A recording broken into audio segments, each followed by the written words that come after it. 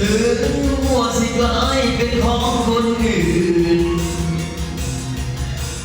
เพียงกะสีทนเพื่อเรื่องรอนเอาเองถึงเจ็บกะสิมาทนแม่น้องมองอายบ่ดี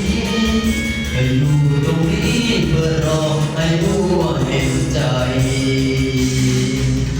พันสิตายกันอาจย้อนหัวบ่หาอย่าที่พาน้องเบิ่งข้างๆได้บ่น้องคันอายกลายสิให้น้ำบ่ยามอายรอก็บ่ดีอย่าที่พาอายเบิ่งดีสิให้น้ำบ่มื้อใดอายเศร้าหายใจน้ำตาสิไหลบ่ชีวิตของเราสอง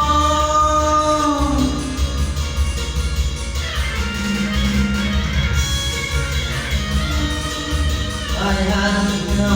memory.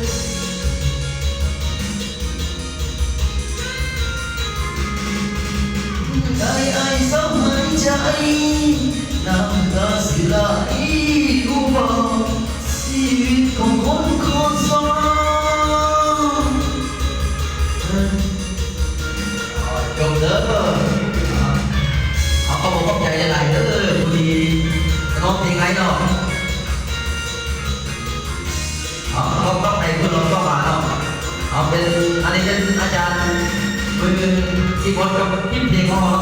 เราที่คือทำงานเพลงเอามาเสนอเยอะ